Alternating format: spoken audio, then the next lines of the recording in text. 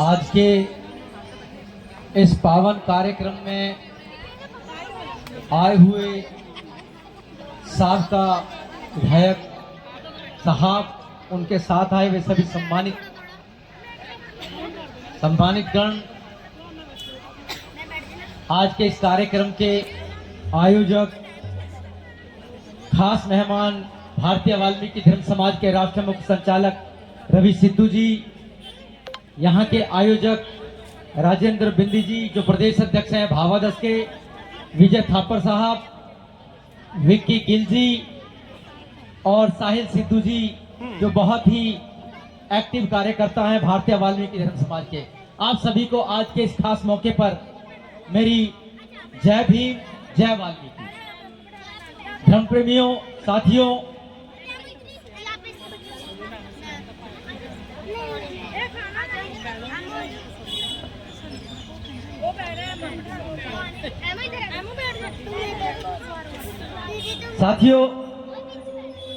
मैं इससे पहले कि अपनी बात शुरू करूं,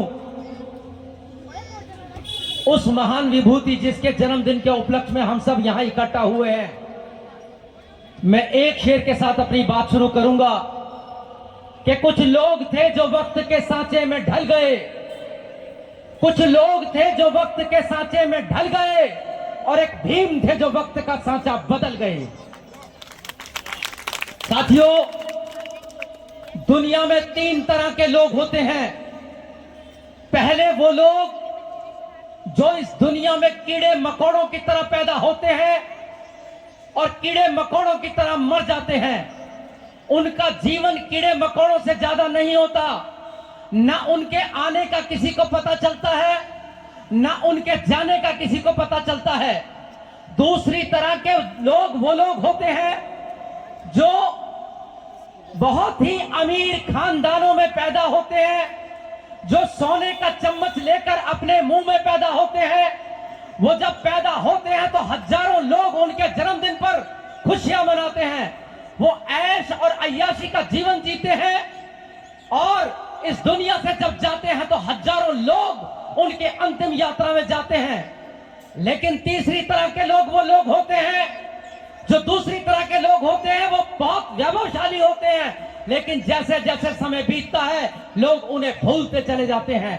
तीसरी तरह के लोग वो लोग होते हैं जो पैदा तो बहुत गुर्बत, गरीबी और साधारण जीवन में परिवार में पैदा होते हैं, लेकिन जैसे जैसे वो बड़े होते हैं वो अपने बुद्धि बल और अपनी काबिलियत के बल पर समाज में वो स्थान पैदा करते हैं कि जब वो मरते हैं तो लोग उनको हजारों साल तक अपने दिलों से भुला नहीं पाते। वो लोगों के दिलों में हजारों साल तक धड़कन बन के जिंदा रहते हैं। ऐसे ही तीसरी तरह के लोगों में थे बाबा साहब भीमराव अंबेडकर। साथियों, आप सब जानते हैं जब बाबा साहब भीमराव अंबेडकर जी पैदा हुए तो समाज विभिन्न प्रकार की विषमताओं से घिरा हुआ था।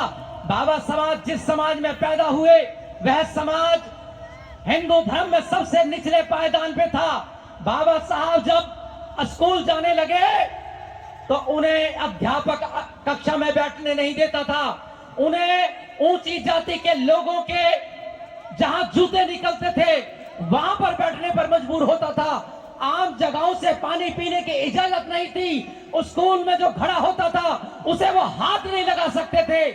एक दिन दुखी होकर बाबा साहब भीमराव अंबेडकर ने अपने पिता से पूछा कि पिताजी, जिस प्रकार दूसरे लोग हैं उसी प्रकार मैं भी हूं, लेकिन दूसरे लोगों के साथ में दूसरा व्यवहार और मेरे साथ में इतना अमानवीय और घृणित व्यवहार क्यों होता है, ये मुझे बताइए। तो बाबा साहब के पिताजी ने कहा कि बेटा, तुम्हारे इन जटिल सवालों के जवाब मेरे पास नहीं है। मैं तुम्हें स्कूल में इसलिए पढ़ा रहा हूं कि एक दिन तुम दुनिया के बड़े आदमी बनो और इन सब जटिल सवालों का जवाब इस देश को तुम दे सको। इन जटिल सवालों के जवाब तुम्हें ढूंढने हैं। बाबा साहब अंबेडकर ने उसी उम्र में प्रण किया कि भले ही मुझे आज दूसरों के जूतों में बैठकर पढ़ना पड़ रहा हो, लेकिन आने वाले समय में ऐसी व्यवस्था करूंगा कि मेरे समाज के लोगों को किसी के जूतों में बैठने की जरूरत नहीं पड़ेगी। ऐसा बाबा साहब भीमराव अंबेडकर ने प्रण लिया। साथियों, बाबा साहब भीमराव अंबेडकर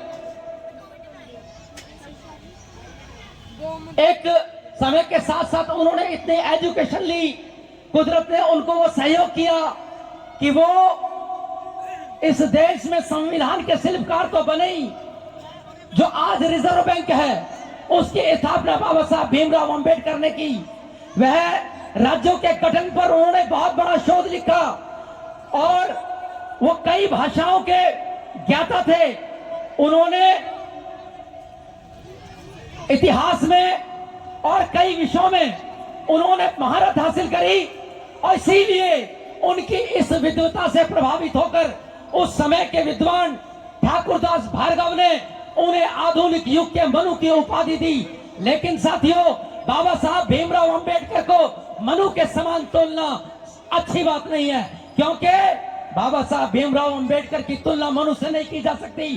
क्योंकि मनु ने आज से 2500 साल पहले जिस संविधान मनुस्मृति की रचना करी, उसने मानव के बीच में जातिवाद की गहरी खाई खोद दी। उसने महिलाओं के विकास का रास्ता रोका, उन्हें महिलाओं को पशुओं का जीवन जीने के लिए मजबूर करा। उन्होंने अल्पसंख्यक समुदाय के लोगों के रास्ते को बाधित किया और इसके 2500 साल बाद मानव बाबा साहब भीमराव अंबेडकर ने एक ऐसे संविधान की रचना करी जिसने मानव के बीच में गहरी खाई को पाट कर उसमें समता, बंधुत्व और भाईचारे के रास्ते को स्थापित किया। उन्होंने महिलाओं के लिए शिक्षा के द्वार खोले, राजनीति के द्वार खोले, नौकरियों के द्वार खोले और पिछड़ों और अल्पसंख्यकों को बराबर का दर्जा दिया। तो ये कहना अतिशोक्ति ना होगी कि बाबा साहब मनु से पूरे 2500 गुना महान थे। बाबा साहब ऐसे व्यक्ति पैदा हुए। साथियों, ज्यादा कुछ ना कहते हुए मैं बाबा साहब की एक बात से बहुत ज्यादा प्रभावित हूं और ये सबक उनके जन्मदिन पर हमें लेना चाहिए कि बाबा साहब इतने बड़े विद्वान थे, वो विश्व स्तरीय विद्वान थे। हाल ही में उन्हें सिंबल ऑफ नॉलेज यानी ज्ञान के प्रतीक के रूप में जाना गया और उन्हें विश्व समुदाय ने यह उपाधि उनको सम्मानित की।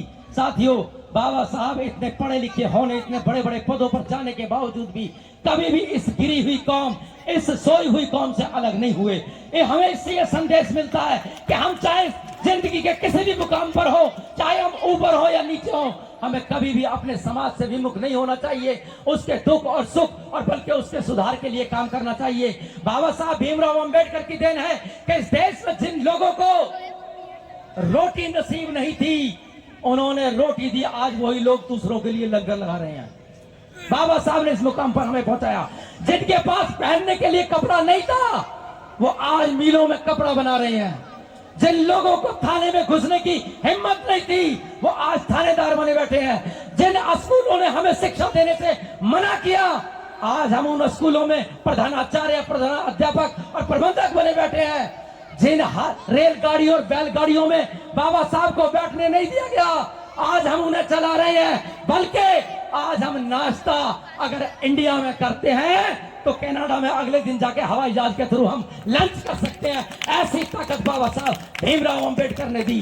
साथियों, बाबा साहब की देन ना किसी भगवान ने हमें दी, ना किसी गुरु ने दी। इस देश में बहुत सारे बाबा आए और बहुत सारे साहब भी आए, लेकिन बाबा साहब अगर आया तो वो एक ही आया और वो है बाबा साहब भीमराव अंबेडकर। तो साथियों, हमें बाबा साहब भीमराव अंबेडकर की इन बातों को ध्यान रखना चाहिए। और उनका जो मूल मंत्र था, शिक्षित तीन मूल मंत्र बताते हैं लोग, लेकिन 3 नहीं है, 5 मूल मंत्र है, लोग 2 भूल गए। सबसे पहला, शिक्षित बनिए। आप आधी रोटी कम खाइए, अच्छे कपड़े मत पहनिए, कोई बात नहीं, लेकिन हर हालत में अपने बच्चों को पढ़ाइए और स्कूल भेजिए। पहला, शिक्षित बनो, संगठित रहो, संघर्ष करो, आशावादी रहो और हमेशा संघर्षशील रहो। ये बाबा साहब भीमराव अंबेडकर ने कहा।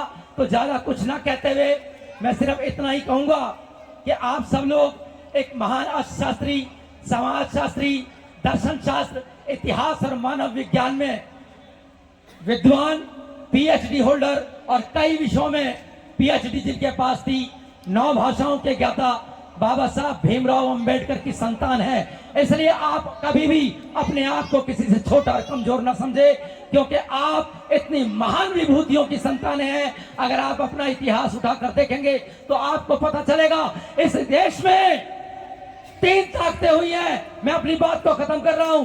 तीन ताकत, पहला धर्म, दूसरी राजनीति और पहला धर्म, दूसरा समाज और तीसरी राजनीति।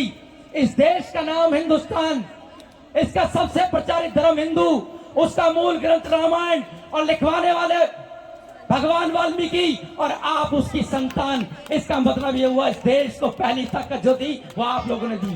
दूसरी ताकत समाज की, उसका शास्त्र महाभारत लिखने वाले में ऐसी वेद व्यास, जाति शूद्र और तुम भी शूद्र। इसका मतलब यह हुआ इस देश को दूसरी ताकत भी आप लोगों ने दी है। और तीसरी ताकत राजनीति, उसका ग्रंथ संविधान लिखने वाले बाबा साहब भीमराव अंबेडकर, जाति महार वाल्मीकि और आप भी महार वाल्मीकि। इसका मतलब यह हुआ इस देश को तीसरी ताकत भी आप लोगों ने दी है। लेकिन आज इस तीसरी ताकत का मालिक ये वाल्मीकि समाज इस देश में सबसे निचले पायदान पर खड़ा हुआ है और सबसे घृणित पेशा करने के लिए मजबूर है। उसका सबसे बड़ा कारण यह है कि आपने बाबा साहब भीमराव अंबेडकर को फॉलो नहीं किया। उनका जो मूल मंत्र है शिक्षित बनो, बस पहला मूल मंत्र यहां से शुरुआत कीजिए। निश्चित तौर पर आप सब तरक्की की बड़ी ऊंचाइयों पर होंगे। इन्हीं शब्दों के साथ आप सबको पुनः आपके चरणों में सादर जय वाल्मीकि, जय भीम। आप सबको